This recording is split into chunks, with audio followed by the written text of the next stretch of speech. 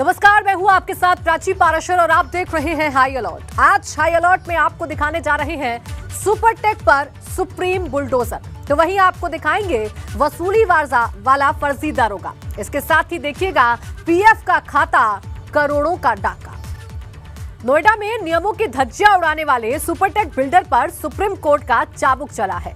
Supreme court ने Supertech के emerald court project के 2 टावर को ढहाने का आदेश सुना दिया, तो वहीं फ्लैट बायर्स को ब्याज समेत पैसा लौटाने का आदेश भी दिया है। इसके साथ ही नोएडा अथॉरिटी पर भी सुप्रीम कोर्ट ने सख्ती दिखाई। देखिए सुपरटेक पर सुप्रीम बुलडोजर।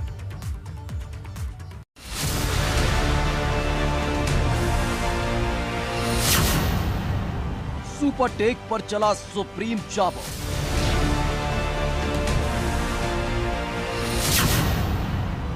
नियमों की धज्जियां उड़ाने वाले की उड़ी नींद।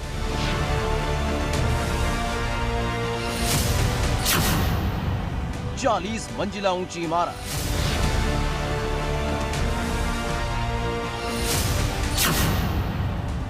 हजारों फ्लैट वाली बिल्डिंग,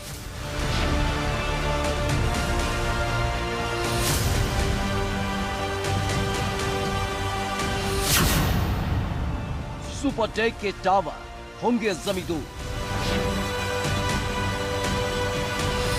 नोएडा की छाती पर खड़ी ये सिर्फ 2 इमारतें पर नहीं है, बल्कि कानून को चिढ़ाने का प्रतीक बन चुकी थी।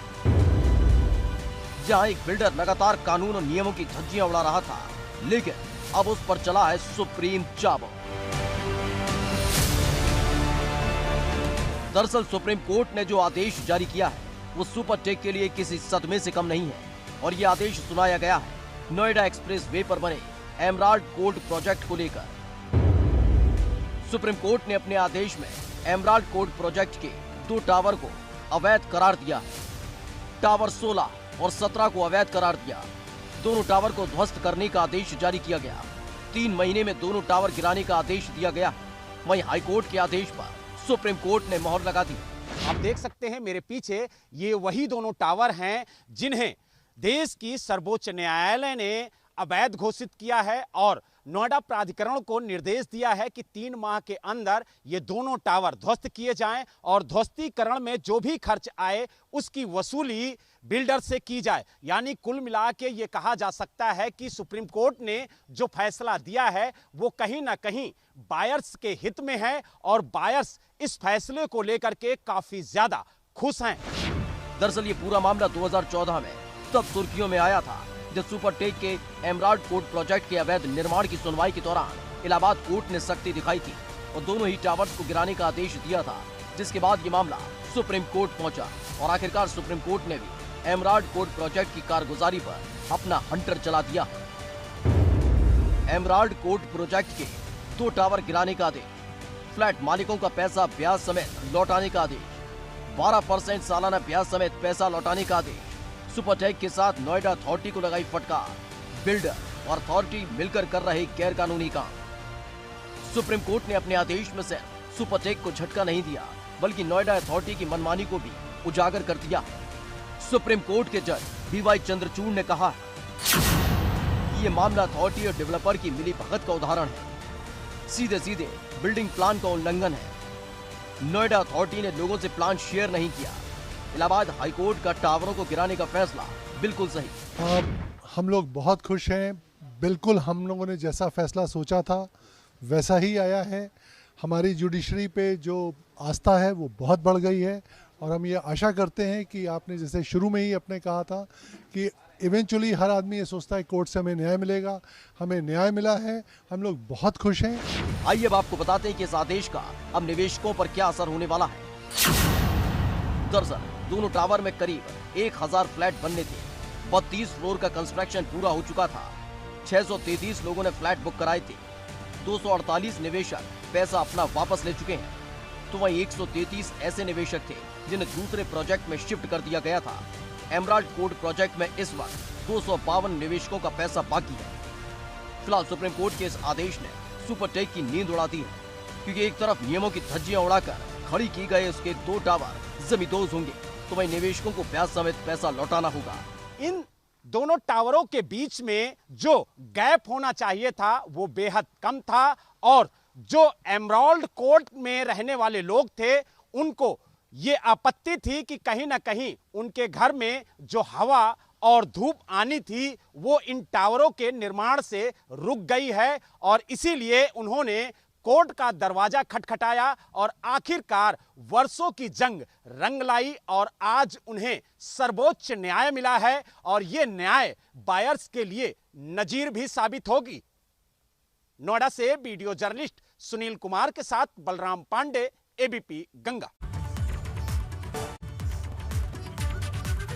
आप नौकरी पेशा हैं, आप मेहनत कश हैं और उस मेहनत की कमाई से कटने वाले पीएफ के पैसे को लेकर निश्चिंत हैं, तो हो जाइए सावधान, क्योंकि आपकी उसी मेहनत की कमाई पर किसी की बुरी नजर है और पलक झपकते ही खाली कर देता है आपका पीएफ अकाउंट। कानपुर में क्राइम ब्रांच ने एक ऐसे ही पीएफ फंड के लुटेरे को गिरफ्तार किया है।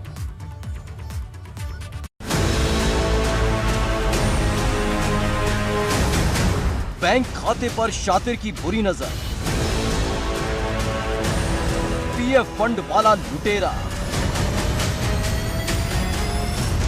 कर्मचारियों को लगा चुका करोड़ों का चूना।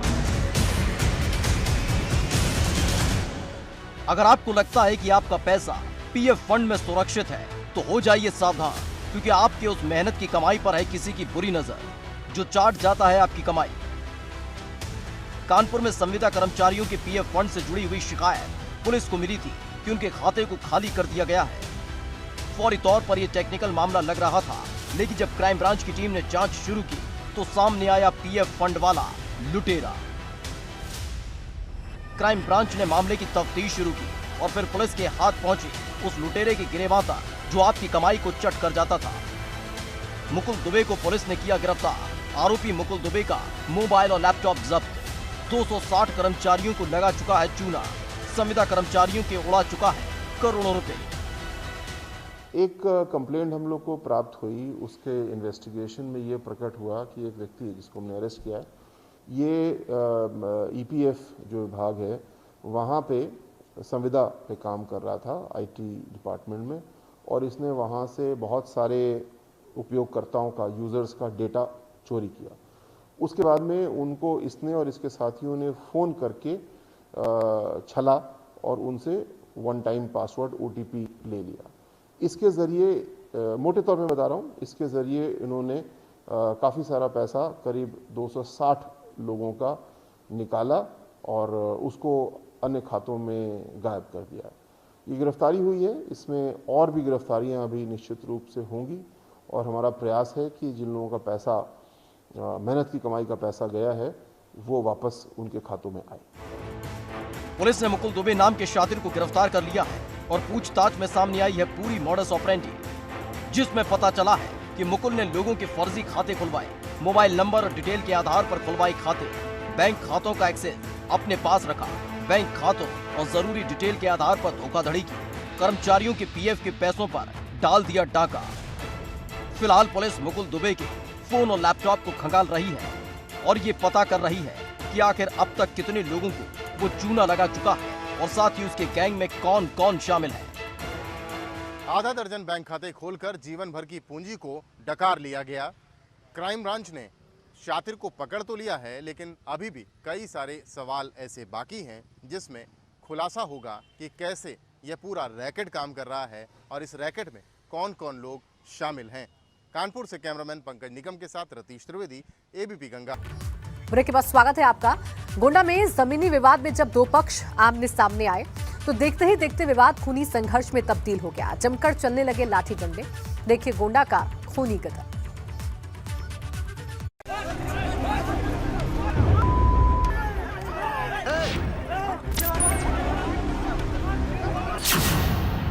लोगों का भारी हुजूम,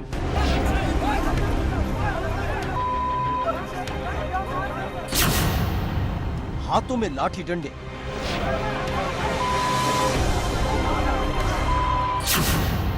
एक दूसरे पर पथराव,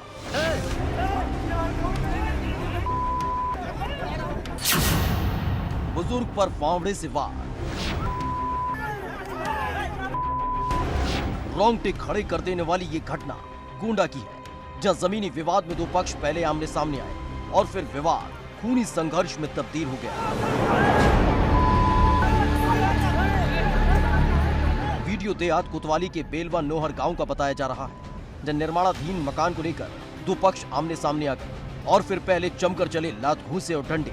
इस बीच एक महिला पथराव करने लगी और फिर विवाद खूनी संघर्ष में तब्दील हो गया।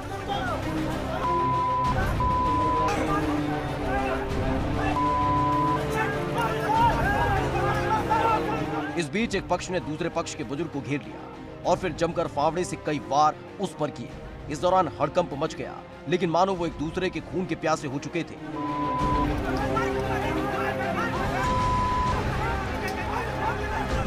मारपीट का ये वीडियो तेजी से वायरल हो रहा है, जिसमें दो पक्ष एक दूसरे से मारपीट कर रहे हैं। ये वीडियो 30 अगस्त का बताया जा रहा है, जब घंटों तक ये तमाशा चलता रहा, तो वहीं दूसरी तरफ पुलिस दूर दूर तक कहीं नजर नहीं आई।